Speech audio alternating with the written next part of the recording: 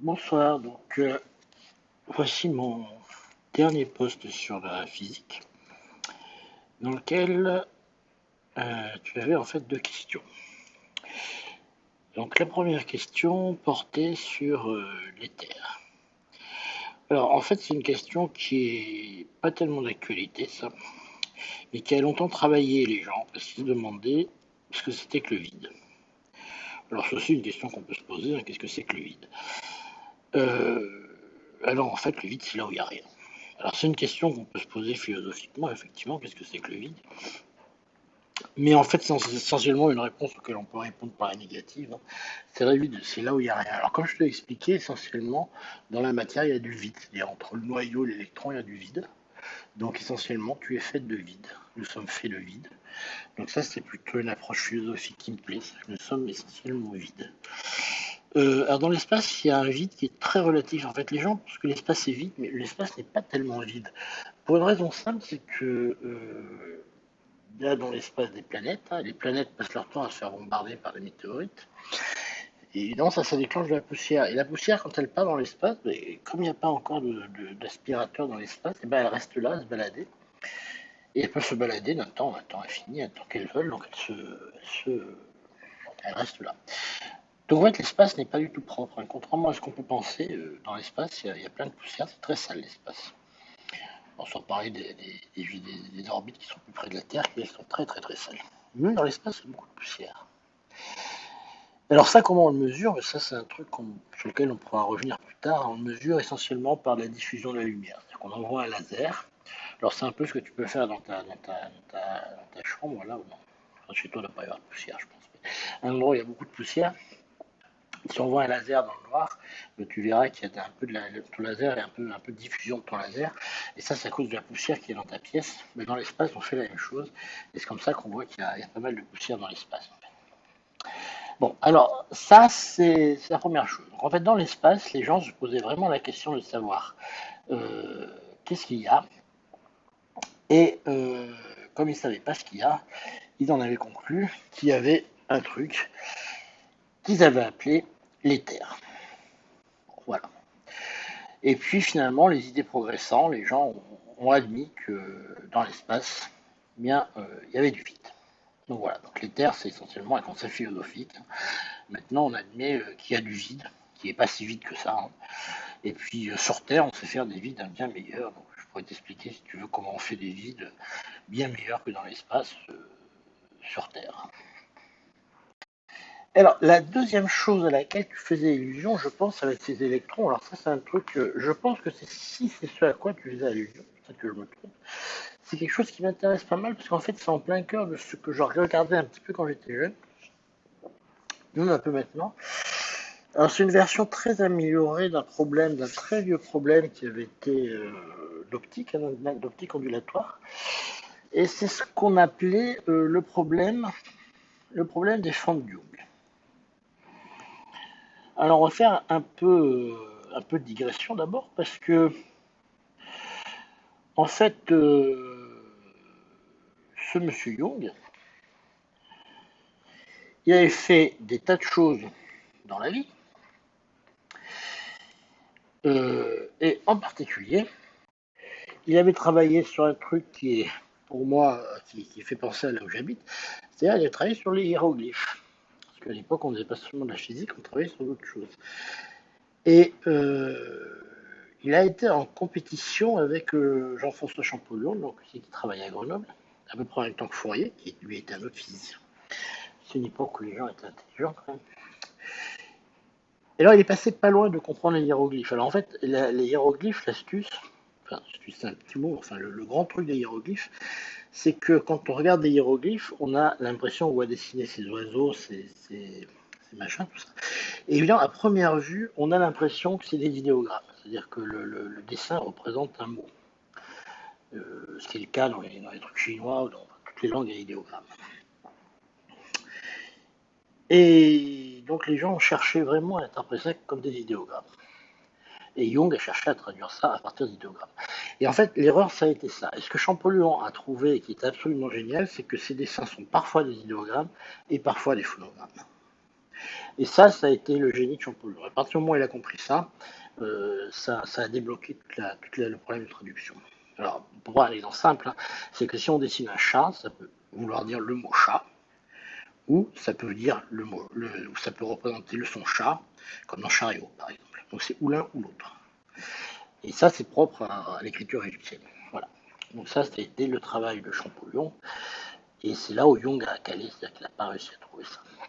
Voilà. Excuse-moi, il y a eu un petit raté. Bon.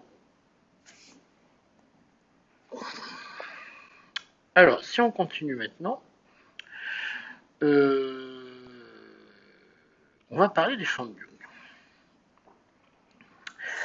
Alors, un des grands problèmes de la physique, au début du siècle, enfin, pas au début du siècle, il y a des grands problèmes de la physique, qui a permis d'arriver au problème du début du siècle, c'était le problème de savoir si la lumière c'était une onde ou c'était des particules. Alors en fait, la réponse c'est que c'est les deux. Alors c'est ça qui a valu d'ailleurs le prix Nobel à Einstein en 1905, contrairement à ce qu'on pense, il l'a pas eu pour la relativité, il l'a eu pour l'effet photoélectrique. C'est un autre effet. Alors l'idée c'est que la lumière c'est quoi? Il y a des gens qui pensaient que c'était des petits grains de lumière, qui avançaient tous dans la même direction, hein. D'accord? Donc mes petits grains de lumière, ils avancent tous comme ça. Boum. Ok. Et ça, c'est ce qu'on appelle des photons. Et puis il y a des gens qui pensaient que la lumière, c'était une onde qui avançait comme ça. Bon. Alors, là, on est face à un certain problème, c'est que on a des évidences, comment dire, des preuves qu'on a que la lumière est effectivement faite de petits grains de lumière. Alors la question, c'est comment on peut mettre en évidence que la lumière, c'est aussi des ondes. Alors là, il y a une propriété qui est assez compliquée à comprendre, et c'est pour ça que je pense que dans une émission, c'est pas du tout facile à mettre en évidence. C'est qu'on va faire passer la lumière par deux fentes, par deux trous. Alors, la première chose qu'il faut que je te mette en évidence, c'est ce qu'on appelle la longueur d'onde. La longueur d'onde, c'est simplement que si la lumière c'est une onde, alors une onde c'est une vague, hein, t'imagines une vague. Par exemple, ma vague elle est super mal représentée. Donc, on va dire que c'est une vague. Sa longueur d'onde, c'est ça. Ça, c'est la distance ici entre deux maxima. En général, on l'appelle lambda. Donc mon onde, ma lumière, c'est une onde qui se propage. Alors tu vas me dire, c'est une onde de quoi? Alors évidemment, dans le vide, c'est dur à dire, parce qu'une onde sur la mer, tu vois bien ce que c'est. Une onde dans le vide, c'est pas évident à comprendre dans le vide. Alors en fait, c'est une onde dans le vide, mais le problème, c'est que c'est une onde, ce qui oscille, c'est le champ électrique. En fait, c'est un champ électrique qui oscille dans le vide. Et ce que tu vois ici, c'est l'amplitude du champ électrique qui se propage. Le champ électrique, il avance. Et l'amplitude de ce champ électrique, il oscille. Et ça peut osciller dans le vide, c'est pas un problème. Alors, ceci dit, c'est quand même vachement important parce que c'est comme ça que tu vois. Donc, c'est pas seulement. C'est pas une bête anecdote, c'est que, en fait, ce champ électrique, il va se coupler aux cellules que tu as au fond de l'œil sur ta rétine, et ta rétine elle est sensible au champ électrique oscillant en fait que tu vois. Donc c'est ça, parce que la longueur d'onde est caractéristique de la couleur. Cette longueur d'onde là, elle te donne la couleur. D'accord. Alors je peux te donner un exemple. Alors on va aller, alors ça tombe bien, j'ai des bonnes couleurs. Ici le rouge, la longueur d'onde c'est à peu près 1 micron. Et de l'autre côté, dans le violet, tu as à peu près à 0,2 micron. Et en fait, ton œil, il est sensible entre ces deux longueurs d'onde-là. D'accord? Donc, c'est un champ électrique qui oscille, comme ça, dans le vide, il se promène. Donc, t'imagines, le champ électrique, voilà, il augmente d'intensité. Alors tu peux imaginer, ouais, je vais essayer de te le représenter. Voilà. Imagine un champ électrique comme ça, puis plus petit, puis plus petit, puis il est plus grand, puis il est plus grand, puis il est plus grand, puis il est plus petit, puis il est plus petit, puis il est plus grand, puis il est plus grand, puis il est plus petit, puis il est plus petit. En fait, lambda, c'est ça. Donc tu as un champ électrique qui augmente, qui diminue dans l'espace. Bon, ça, c'est longueur d'onde.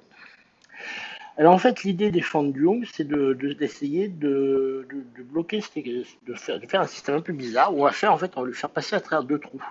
En fait, on appelle ça le double slit experiment en anglais. On appelle ça les doubles fentes Young. Et donc on fait un truc comme ça. On va lui dire, tu vas passer là-dedans.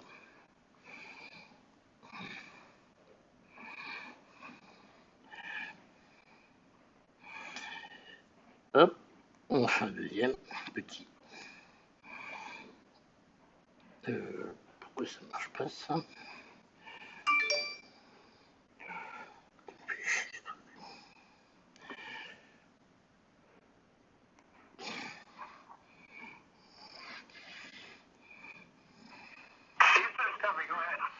Voilà. Donc on fait ces trucs-là. Et ce qu'on fait maintenant, c'est que on va envoyer nos photons à travers ces machins.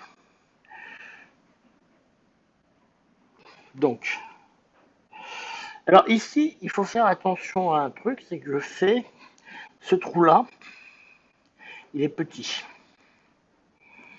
Là, typiquement, il est plus petit que lambda. C'est quand même des tout petits trous. Il ne faut quand même pas des trous énormes. Quand même. Et puis ici, je mets un laser. Tu as dû faire ça à l'école quand tu étais à Alcatraz. Donc tu envoies un laser ici. En général, on envoie ici un laser rouge. Alors pourquoi rouge? Parce que c'est plus facile à acheter. Donc tu peux acheter pour 2,50 € sur Amazon un laser rouge qui nous vient tout droit de Chine. Et derrière, tu mets un écran. Là, je mets mon écran. Et qu'est-ce que tu vas avoir? Alors, tu t'attendrais à voir la chose suivante naïvement, car tu es sans doute naïf. Pas tellement d'ailleurs, enfin bon. Tu t'attendrais à voir la chose suivante. Donc on va avoir de la lumière. Et là où la lumière passe, tu ne vas pas en voir ailleurs. Bon. Voilà, ça c'est ce que tu t'attendrais à voir. Bon, alors en fait, c'est pas tout à fait ça que tu vas voir. Tu vas voir la chose suivante. Tu vas voir apparaître sur ton écran. Donc si je dessine de face maintenant, je vais te faire un bel écran. Alors, je vais te le faire carré. Je peux faire des trucs bien carrés. Je vais te faire un écran bien carré. Allez, tout péta. Paf. Voilà. Là, normalement, je peux faire un écran carré. Je vais te dire. Voilà, je fais un bel écran carré. Tu vas voir comme il va être beau. Oh. Voilà, je fais un bel écran carré. Ce que tu vas voir dessus, en fait, c'est des points qui vont être comme ça.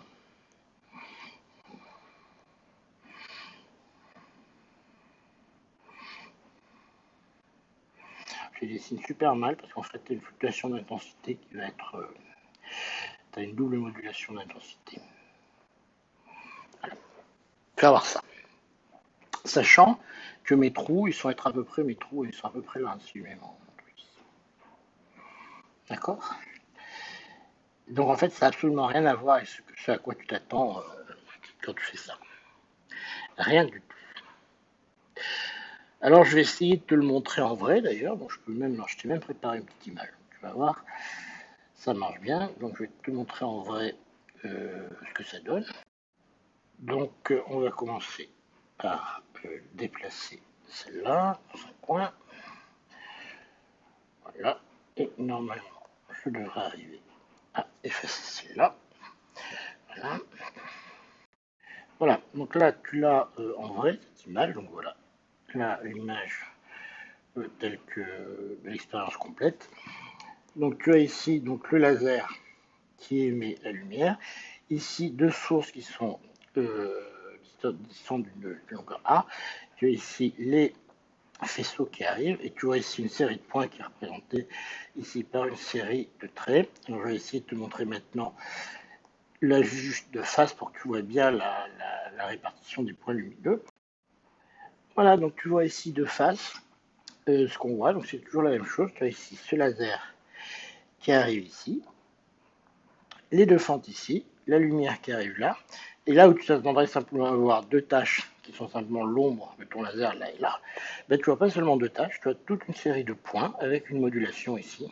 Voilà. Et alors, tu as une double modulation, tu vois ici tu as des points de plus en plus lumineux vers le milieu qui descendent vers le côté, puis à nouveau qui renaissent, qui redescendent, etc. etc. Et en fait, c'est une fonction qu'on connaît bien, c'est une fonction qui est un peu comme ça. Tu as une première modulation comme ça, puis une deuxième modulation comme ça, etc. qui va en s'éteindre. Donc tu as une première oscillation globale qui est celle-ci, puis dedans tu as une oscillation comme ça. Avec ici des points, le point central qui évidemment est le plus intense. Mais tu vois que ça n'a rien à voir avec la trace des deux, l'ombre des deux fentes qu'on a là. Alors en fait, ce qu'il faut comprendre ici, c'est que comme ton électron, comme ton photon par contre, est une onde, tu as ici un phénomène assez intéressant qui est le phénomène, imagine que c'est de l'eau. Il y a un photon qui arrive ici, tu as une onde qui arrive ici, donc imagine que tu as une vague qui arrive ici et qui va taper sur deux petits passages. Là, tu as une digue, ok. Là, tu as une digue, et tu as l'eau qui arrive ici. Imagine ce qui va se passer derrière. Eh bien, intuitivement, tu te rends bien compte que tu ne vas pas avoir de l'eau qui va passer comme ça et qui va passer comme ça. Ça, tu te rends bien compte que ça ne va pas éloigner. Alors, si tu as une digue et de l'eau qui arrive sur ta digue, ce qui va se passer, et ça, l'intuition te le dit, c'est que derrière, tu vas avoir ça. C'est-à-dire que tu vas avoir ici ce qu'on appelle des interférences. C'est super mal fait, les interférences. On va essayer de les refaire un petit peu mieux. Mais essentiellement, tu vas avoir que chacune des deux trous va se remettre à émettre un truc circulaire comme ça. Ok. Et en fait, à la fin, alors il y en a qui sont très grands, hein, c'est-à-dire qu'ils peuvent venir se recouper là, celui-là va recouper à nouveau 2 fois, celui-là va les recouper 3 fois, 4 fois, etc. Ce qui fait que si tu fais la somme de tout ça de façon intelligente, parce que là c'est un peu plus compliqué mathématiquement, et il y a des choses dont il faut tenir compte, c'est pas simplement une addition toute bête de ce truc-là. Mais ce que tu peux comprendre assez simplement mathématiquement, c'est que ça va te faire à la fin, quand tu sommes tout ça, un signal, une amplitude qui va osciller. Donc tu imagines assez simplement que ça va te faire effectivement sur ton écran un truc qui va pas être simplement ça et ça, mais que ça va être un truc qui a des bonnes chances d'être un truc plus ou moins oscillant. Si je regarde à un endroit, si moi maintenant je mets ici sur la grève, je mets un détecteur du flux de flotte qui arrive là, ben, je vais avoir un truc qui va pas être plat. Quand je vais pas avoir simplement l'ombre de ces deux trucs-là, je vais pas avoir l'ombre de ces deux trucs-là, ici et ici. Je vais avoir un truc beaucoup plus compliqué, parce que chacune de mes sas ici a re-émis une onde qui elle-même a des fronts d'onde comme ça circulaires, plus ou moins compliqués. Et quand je vais faire la somme, si ici je mesure le flux d'eau qui arrive, je vais avoir un truc qui est plus compliqué, qui va avoir sûrement une tête aussi. Donc ça, c'est ce qu'on appelle l'expérience de forme du donc c'est une expérience les plus intéressantes en effet, à mon avis. Alors pourquoi ça m'intéresse ça? Pour la raison suivante, qui est que finalement, on a eu un siècle plus tard, c'est-à-dire en gros, bon, je dirais au milieu du XXe siècle, la même question avec des électrons. Mais la question est un peu inversée. Parce qu'un électron, ce dont on était à peu près sûr, voilà, quelque chose qu'on peut dessiner comme connerie.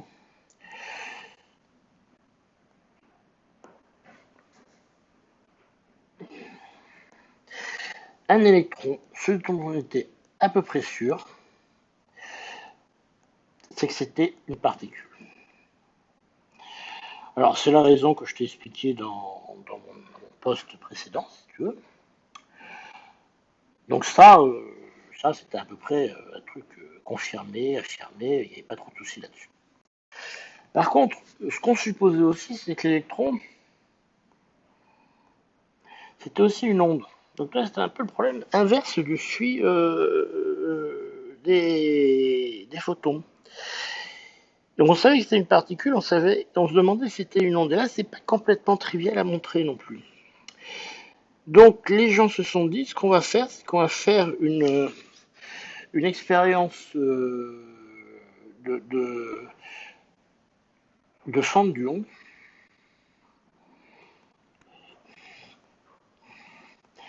avec des électrons. Donc ils ont fait exactement la même chose, ils ont envoyé un flux d'électrons.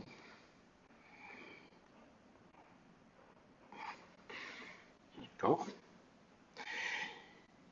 Ils les ont envoyés sur un mur. Alors c'est pas un mur, hein, on pourrait dire que c'est un mur. Et ils ont regardé ce qui s'est passé derrière. Et ils ont vu la chose suivante. Alors j'ai récupéré pour toi un truc qui est vachement joli, je trouve. Voilà, sur l'écran, ils ont vu la chose suivante. C'est-à-dire que au départ, tu vois pas grand-chose ici. D'accord. Puis là, tu vois les choses qui commencent à se former. Là, ça commence à se former un peu plus. Et là, tu vas progressivement apparaître ici des franges d'interférence qui sont exactement équivalentes à celles qu'on voyait tout à l'heure pour les photons. Tu vois, ces franges-là, tac, tac, tac, tac, tac, tac, on voit qu'elles sont strictement équivalentes à ces points. On en voit beaucoup moins ici, alors il y a des raisons techniques pour lesquelles, avec des électrons, on ne peut pas en voir des milliers, alors qu'avec on en voit beaucoup plus avec des photons. Ça, c'est des raisons assez fondamentales que je ne peux pas expliquer. Mais ici, on en voit, tu vois, 1, 2, 3, 4, 5. Alors ici, on en voit 1, 2, 3, 4, 5, 7, 8, on en voit une trentaine. Ici, on n'en verra jamais que 5. Mais ce qui est intéressant, c'est que tu vois ici, on est dans une expérience de fente du Young avec des électrons. On arrive à exactement avoir la même chose d'autre que, que, avec une expérience de fente du Young avec des photons. Ce qui veut bien dire qu'en fait, on a ici exactement le même comportement pour les électrons et pour les photons. Ça, c'est donc une preuve expérimentale que les électrons ont bien un comportement ondulatoire de la même façon que les photons. Alors ici, ce qui est remarquable sur ces images, c'est qu'on voit comment se construisent progressivement les interférences. Alors ici, c'est un petit peu compliqué à expliquer, mais ce qu'on voit, c'est qu'en fait, les interférences, c'est un phénomène statistique. C'est-à-dire que quand on a peu de points, on voit qu'ils apparaissent absolument n'importe où. Ça, c'est un point statistique qui est très intéressant, un petit peu compliqué, mais on voit que l'interférence, c'est un phénomène statistique, c'est-à-dire que sur peu de points, on peut rien dire, là, on peut rien dire. Par contre, c'est quand on a beaucoup de points qu'on voit que statistiquement, il tape effectivement sur des franges. Et c'est un phénomène statistique, sur peu de points, on peut rien dire. Voilà, c'était le petit tuto de la semaine. Et voilà, c'était mon dernier tuto, et je te souhaite une bonne nuit.